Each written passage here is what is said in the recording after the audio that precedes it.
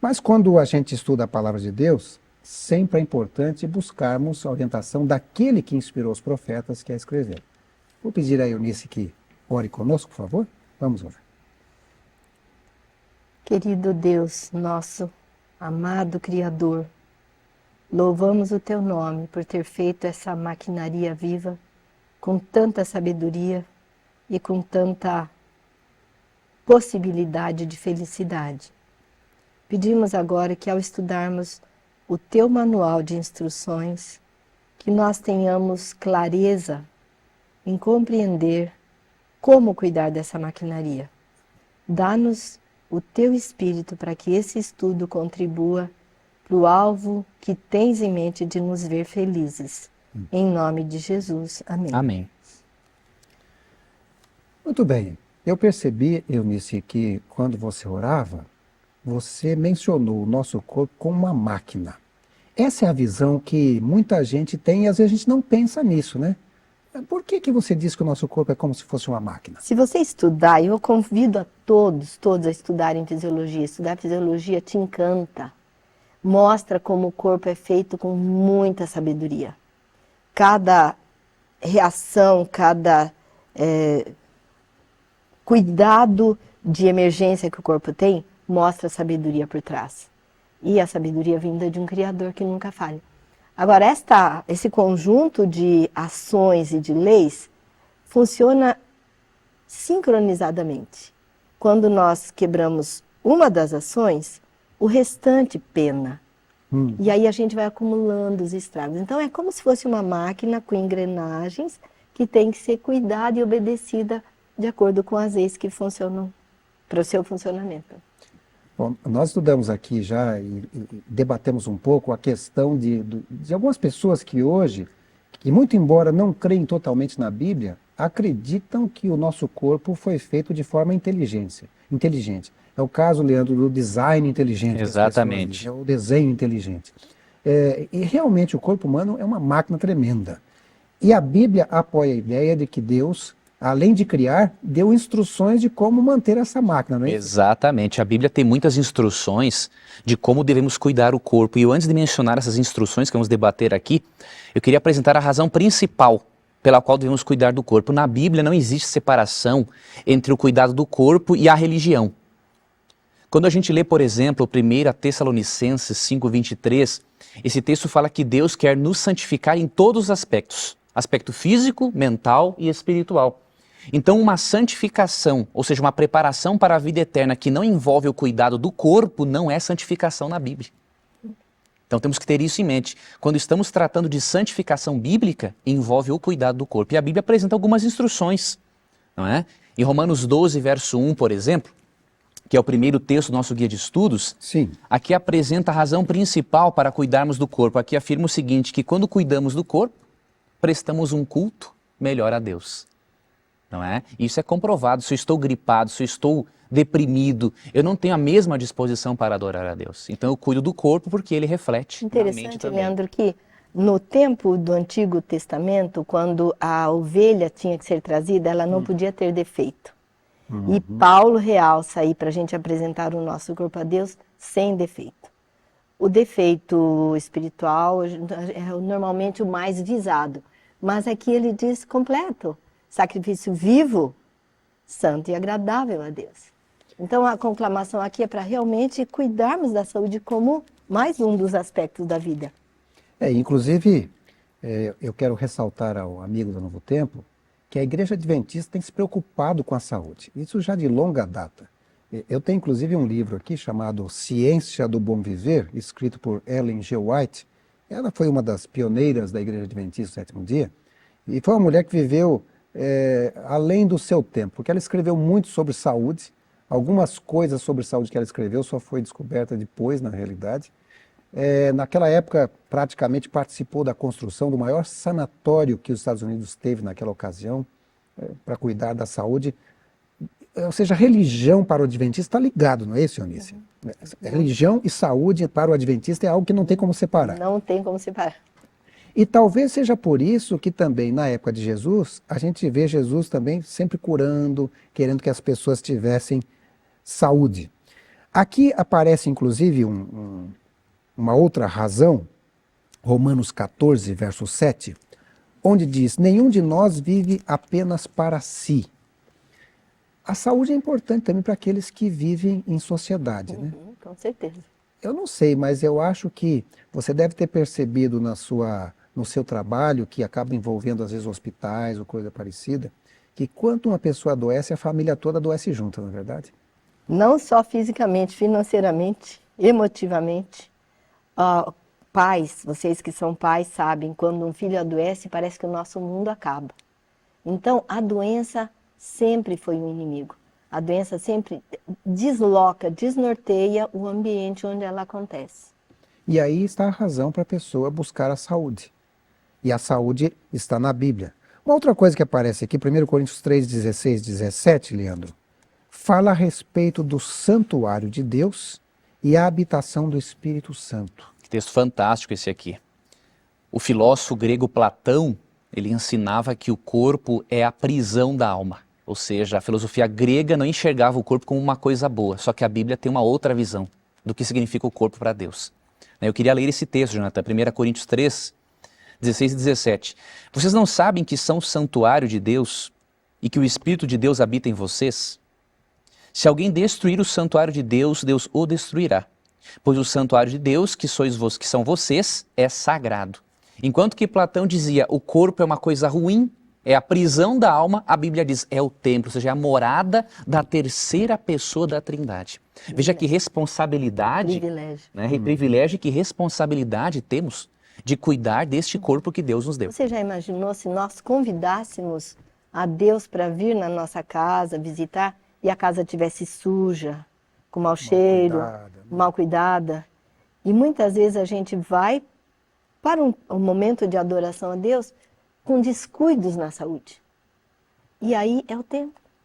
Como que o Espírito Santo vai poder habitar num lugar onde a mente ficou turva porque a comida fermentou, a respiração está afetada porque entrou fumaça de cigarro e o intestino está preso, então os neurônios estão sendo destruídos pelo álcool. Sim.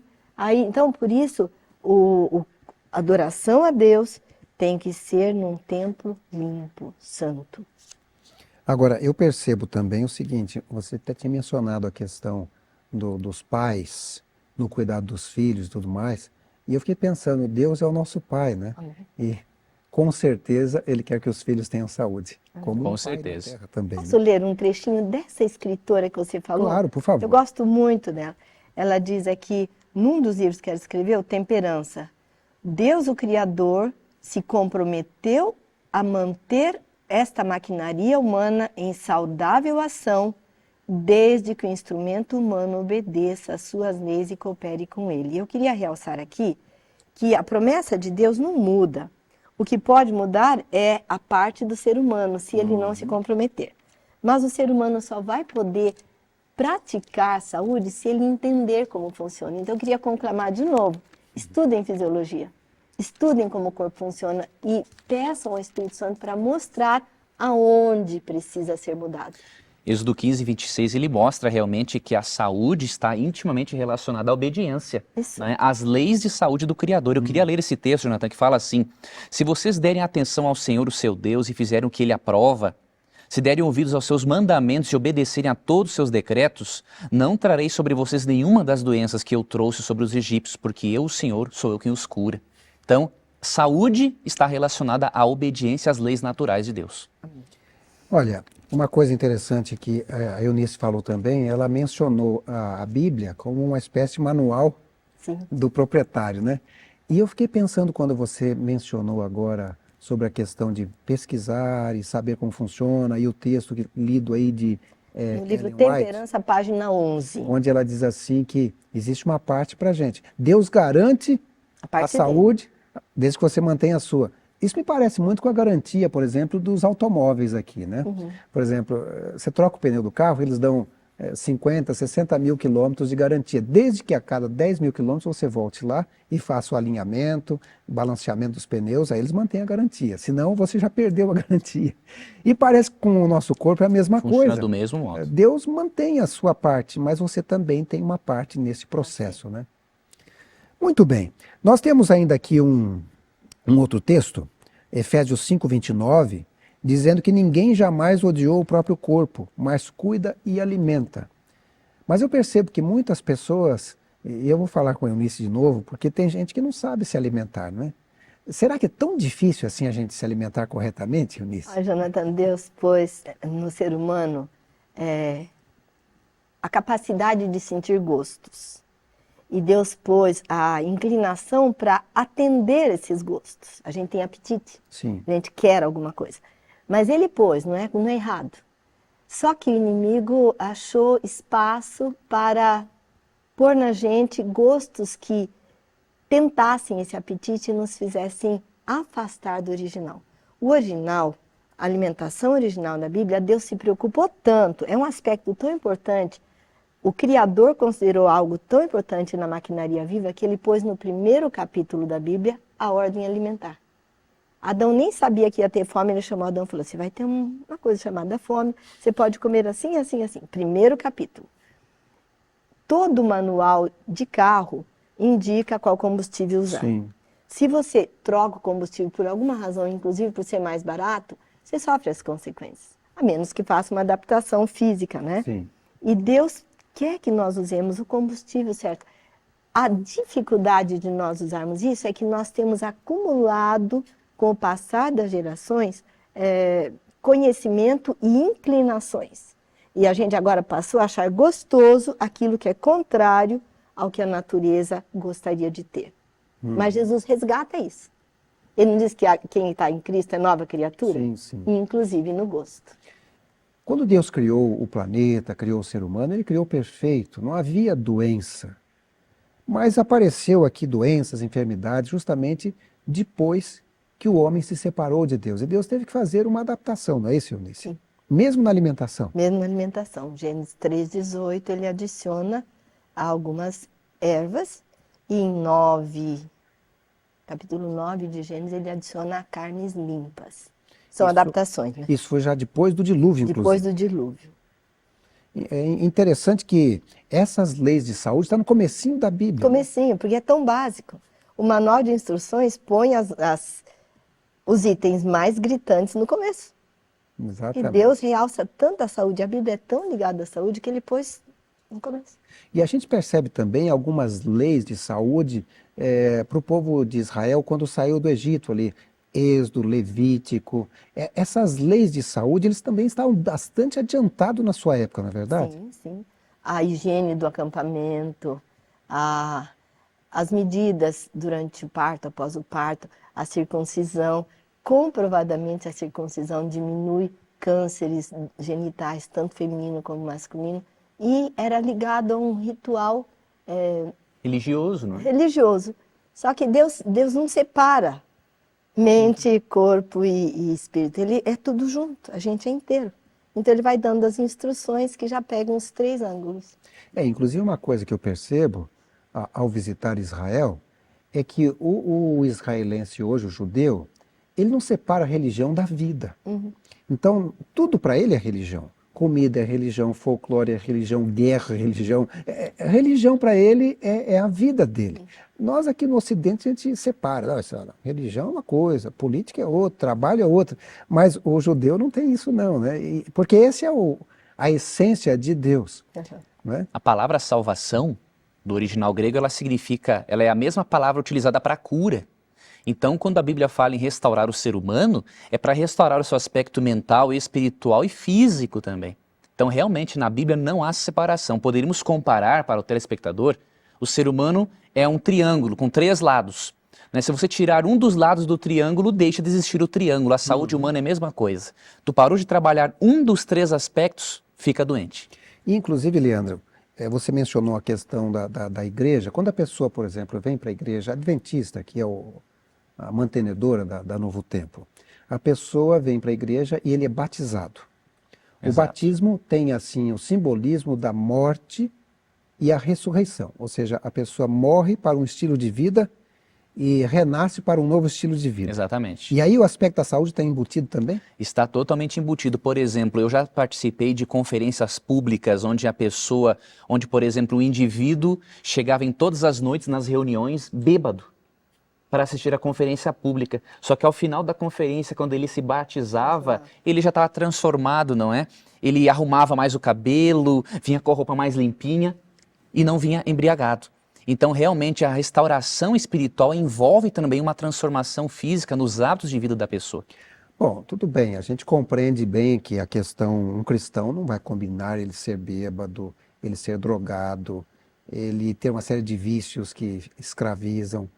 Mas a questão da alimentação é tão importante assim também, porque alguns acham a Igreja Adventista muito restrita em certas coisas. Por exemplo, poxa, mas vocês têm carne que vocês evitam, até adotam como padrão ideal o regime ovo-lácteo vegetariano, evita certas combinações, não toma café. Isso é importante. Por que o Adventista considera isso importante, Eunice? A gente parte da premissa que a Bíblia é verdadeira em tudo. E a Bíblia diz em Levítico 7, 23, em outros trechos, Números 3, 17, ela diz que a gente não deveria comer gordura de espécie alguma. Muitos consideram isso como um ritual religioso. Uhum. Mas a ciência verdadeira, ela comprova muito a Bíblia. E a ciência mostra hoje que a gordura entope, a gordura lenteia a circulação, a gordura diminui a defesa orgânica. Então, imagina, só no aspecto espiritual, uma pessoa com vasos cerebrais entupidos ou semi-entupidos. Ela raciocina mais lenta, ela tem dificuldade de compreender a palavra de Deus, o Espírito Santo não pode ficar ali fazendo o trabalho dele, ela pode se perder. Uhum. Então, não é um ritual religioso, é ligado à saúde, tudo que Deus ensina como religião. E hoje a medicina, as reportagens falam sobre o problema da gordura que está causando, sim. Né? Especialmente nos Estados Unidos. Aí. Mais duas pesquisas, rapidinho. Sim. Uma do National Geographic em novembro de 2005, que falou sobre 3 populações longevas. E a revista Veja, de 14 de fevereiro agora deste ano, trabalhou nisso e republicou, adicionando mais um grupo da América Central de longevos. A característica básica desse grupo é a abundância, o uso abundante de frutas, verduras e legumes, a dieta original. Uhum. Nem todos os grupos são vegetarianos. O grupo pesquisado adventista é vegetariano, mas os outros que não são, eles usam muito pouca carne e não carnes gordurosas. Então tem a ver com a restauração do ser completo quando ele usa as leis da saúde a seu favor. Aí Deus pode terminar a obra de cura espiritual, física, moral. Interessante que o nosso Criador ele é tão sábio que ele, além de dar essas leis de saúde e querer nos restaurar a condição original, ele vai nos ajudando neste processo. Isso. Não é? Então, vai nos capacitando, porque é difícil nós mudarmos por nós mesmos certos hábitos alimentares, dietéticos e outras coisas mais. Bom, eu vou te fazer cortar aqui o Leandro aqui, porque, Leandro, você é gaúcho. Sou gaúcho. E você, obviamente, gosta de um espeto corrido, um churrasco. Pois e tal. então. Mas eu sei que o Leandro, em determinada época da vida dele, queria ser jogador de futebol, não é isso? Exatamente. Eu tinha meus... E você não era adventista? Não era adventista. Eu tinha meus 15 anos de idade e eu gostava mesmo de uma carne, não é? Eu poderia comer carne até no café da manhã sem problema algum. Só que quando eu completei meus 15 anos, eu li um livro, não conhecia religião alguma, eu orava a Deus para que Deus me guiasse. Uhum. Não é? Para que eu pudesse conhecê-lo mais. Eu li um livro que explicava assim, que os grandes atletas, os que não comiam carne, eles tinham mais resistência física.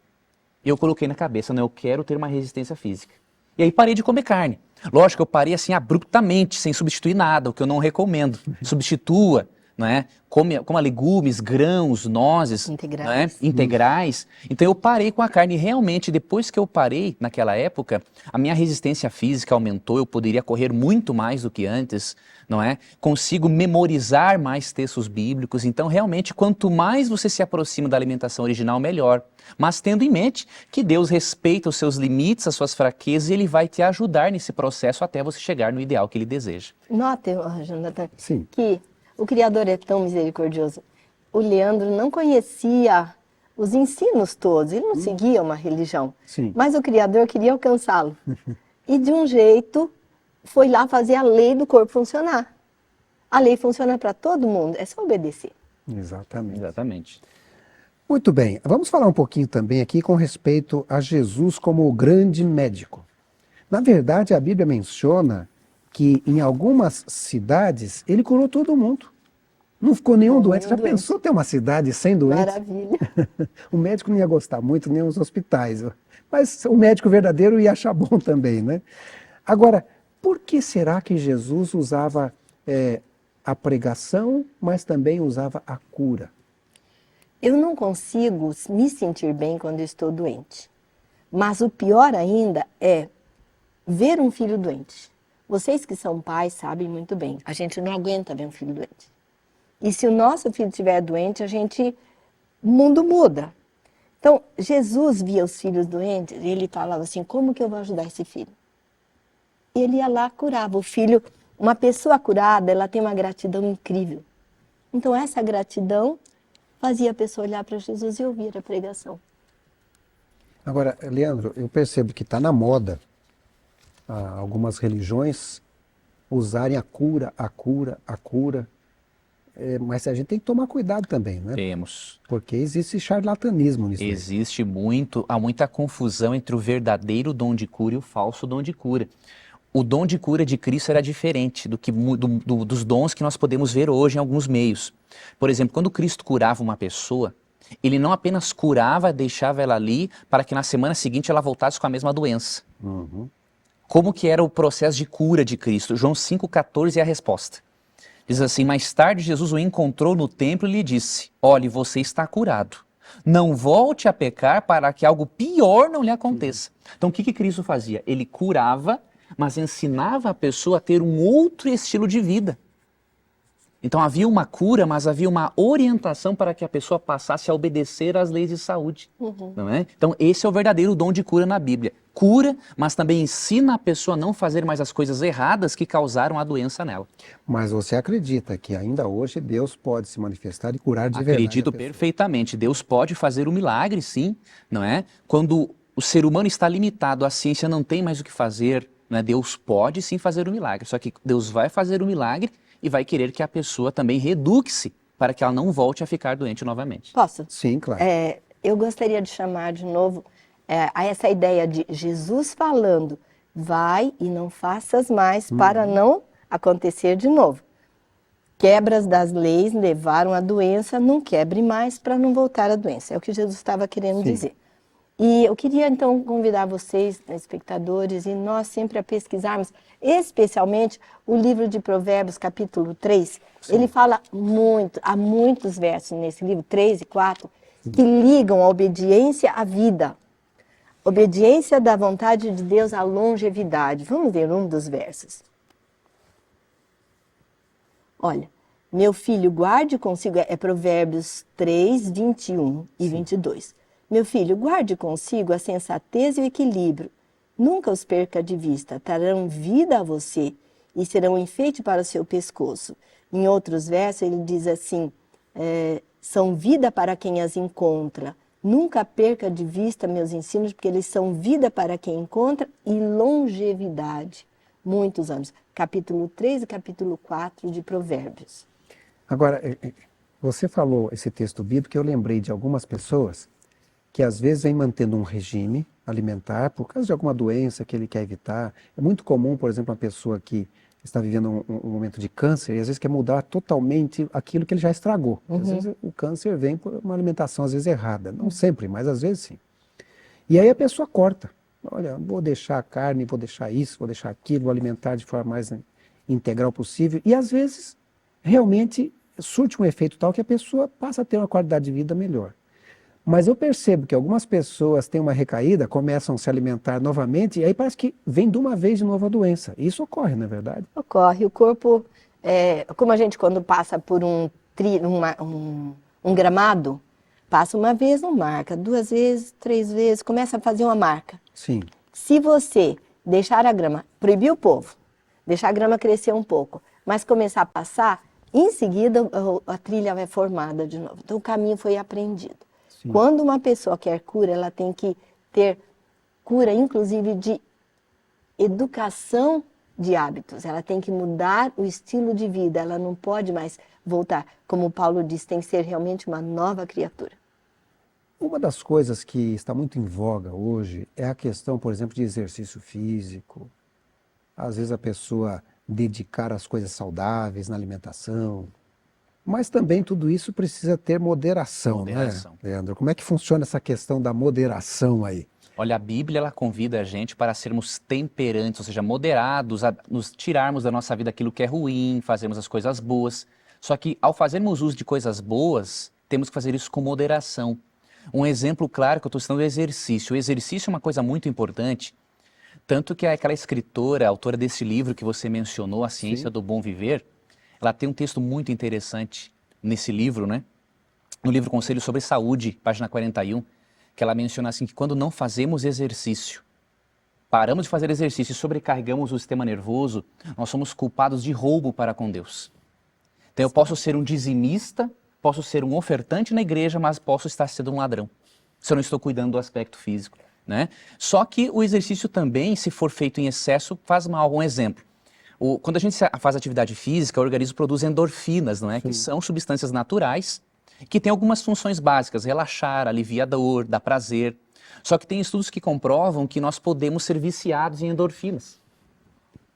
Então, alguns estudos estão comprovando que a endorfina pode viciar. Então, se eu fizer exercício exageradamente e não tiver os devidos momentos de repouso, o exercício vai passar a fazer mal para mim. Então, a moderação tem que existir em todas as coisas. Eu queria realçar também uma pesquisa feita nos Estados Unidos pela doutora Nedra Belloc.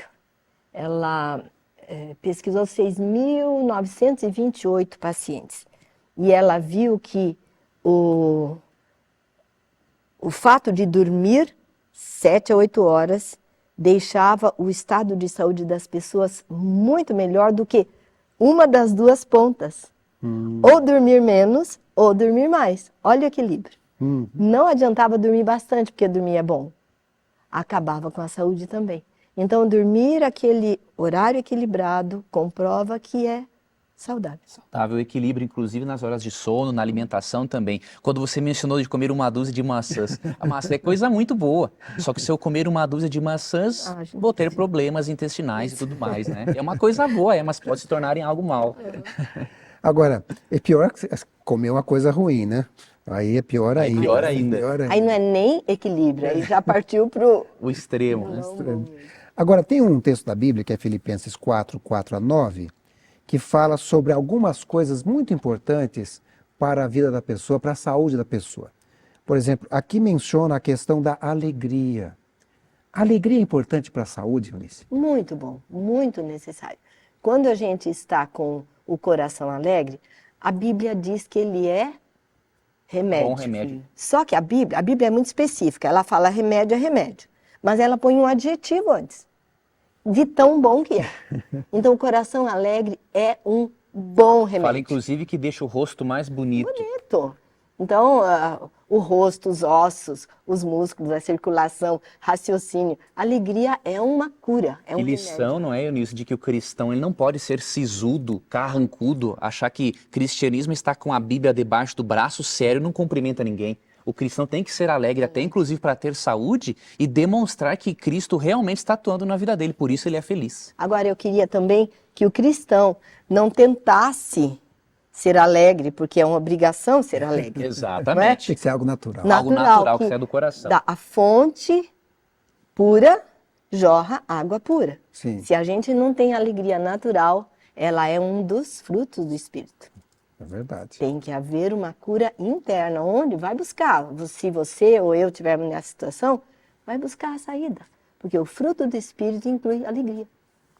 Um outro problema que tem sido muito grande nos últimos dias, nesses últimos tempos, é a questão da ansiedade, o estresse. E nesse texto de Filipenses, Paulo fala para não andar ansiosos. E aqui ele dá um remédio, Jonathan, para a ansiedade. Eu sou um indivíduo que eu sofri muito de ansiedade, não é?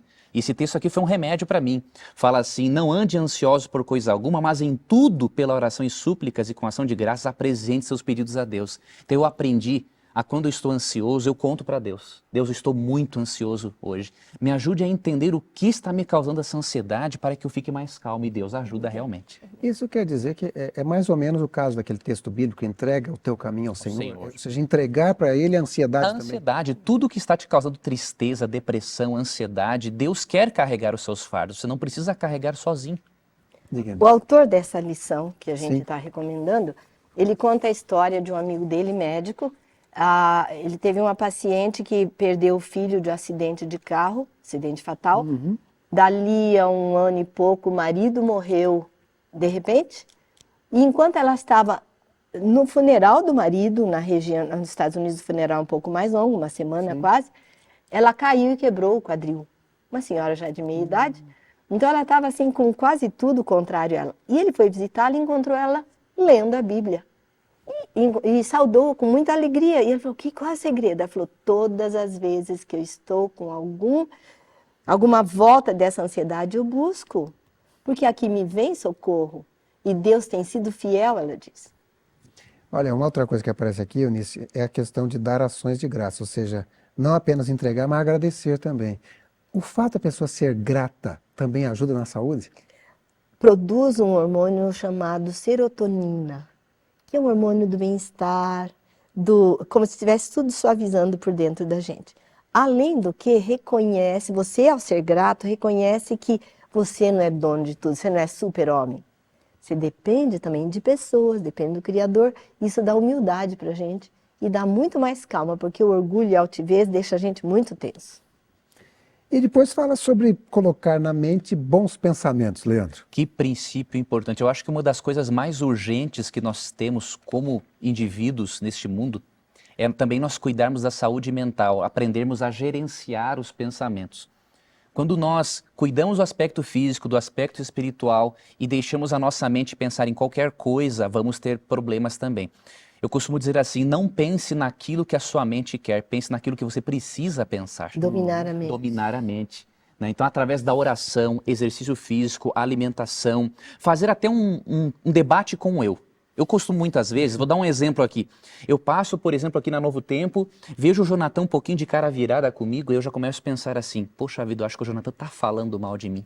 O que será que está acontecendo que o Jonathan não me cumprimentou direito hoje? Mas se eu fizer um debate com eu da seguinte forma, bom, eu tenho uma bola de cristal para adivinhar o que o Jonathan está pensando? Será que o Jonathan teve uma noite bem dormida para ele estar com cara virada assim? Então eu debato comigo mesmo e não permito que aqueles pensamentos ruins criem raízes para me causar emoções ruins que vão afetar a minha saúde. Então nós temos que aprender isso na escola de Cristo. Amém. Não é? Gerenciar os pensamentos. Uma outra coisa que temos aqui, um outro tópico, é sobre relacionamentos saudáveis. Quando a gente vive com pessoa carrancuda, chateada, dói aqui, dói lá, acaba o outro ficando doente também, não é? Então é bom a gente, aquele ditado diz assim, diga-me com quem andas, se direi quem és, isso é verdadeiro, né? Mas às vezes a gente não tem muita escolha, por exemplo, em relacionamento de trabalho, família, às vezes a gente não tem muita escolha. A pessoa é rancorosa, Sim, é chata, sim. então aí eu aconselho isso que o Leandro acabou de falar. Tome uma atitude, no seu interior ninguém pode mexer, Exato. Sim, só o sim. Criador e você. Se você fizer um pacto com ele, o inimigo não entra. Nem qualquer influência de pessoas rancorosas, tristonhas. Por outro lado, a gente pode ser feliz, animado e tentar transferir para o ambiente alegria e felicidade, não é isso? Exatamente. Pode tomar uma decisão de ser feliz. A felicidade, em certo sentido, é uma escolha. Não é? E eu posso agir de acordo com isso para tornar também outras pessoas felizes. E o que eu gostei muito dessa parte da lição é que ela fala que os relacionamentos são saudáveis por quê? Por que precisamos de relacionamentos saudáveis? Porque Deus nos criou para amar mesmo. Não é? Se há texto para mim, nisso que comprova a veracidade da Bíblia, é Gênesis 2,18. Porque ali fala que não é bom que o ser humano esteja sozinho. só. Né? E a psicologia moderna, ela já comprova que o ser humano, para ser feliz e se relacionar bem, resolver os problemas, ele precisa da companhia das Ser pessoas. gregário. Bom, e o que está acontecendo ultimamente é esse crescimento eu diria até explosivo da religiosidade, especialmente aqui no Brasil. Então você vê nas igrejas de forma geral, bom, houve um crescimento muito grande nas igrejas evangélicas, mas até mesmo no catolicismo, você vê assim a união, por exemplo, entre os próprios católicos. Eles não iam muito na missa, mas hoje estão indo na missa também. Será que o ser humano realmente está decidindo voltar-se para o amor cristão, que é algo que a lição explora aqui? Deus é amor. Precisamos de amor. Isso não está fazendo as pessoas voltarem para serem religiosos também? Eu vejo o desespero que a humanidade tem se encontrado ultimamente como uma situação de sem saída. O povo não está sabendo para onde ir. Então, busca-se uma saída. Sim. Deus. Se a busca encontrar o Deus verdadeiro, então vem todos os frutos. E eu peço ao ouvinte, ao telespectador, que ore e peça a Deus que o ajude a procurar o Deus verdadeiro. Porque nesse afã, a gente vendo tantos distúrbios, a gente pode, no desespero, ir para o lugar errado. Sim. Mas Deus tem como no tempo de Noé, ele tinha a arca de salvação. Sim, sim. Ele tem a dele. Peça a Deus que ele vai fazer isso por você. Bom, nosso tempo está se esgotando, quase chegamos ao final, mas eu gostaria, Eunice, que ainda você colocasse um último pensamento sobre esse assunto que estudamos aqui nesse programa Lições da Bíblia. O que você poderia ainda dizer ao telespectador? Eu queria falar um trecho que eu achei muito interessante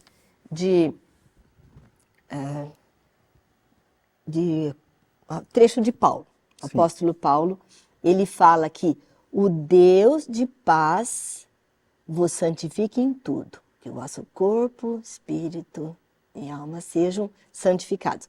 Mas o que eu queria, o Deus de paz. A base para você ter essa integralidade, essa cura, essa restauração, é buscar o Deus de paz. E Ele é Deus de paz. Ele não é um Deus cobrador, Ele não é um Deus crítico, exagerado. Ele entende a gente, Ele sabe das nossas dificuldades e Ele sempre nos incentiva. Como Jesus foi falar com aquele que tinha acabado de ser curado. Vai e não peques mais. Ele não gritou com o homem. Vai, filho, faz o certo. Leandro, o que a gente poderia ainda extrair aqui como palavras finais para esse estudo sobre a Bíblia e a saúde? Eu queria deixar assim minhas palavras finais com base nessa última parte do estudo que falou do amor, não é? O amor é um princípio de saúde, mas nós devemos procurar o verdadeiro amor, aquele amor bíblico. Ali 1 Coríntios 13, 4, fala se o amor é paciente, é bondoso, se preocupa com o interesse das pessoas.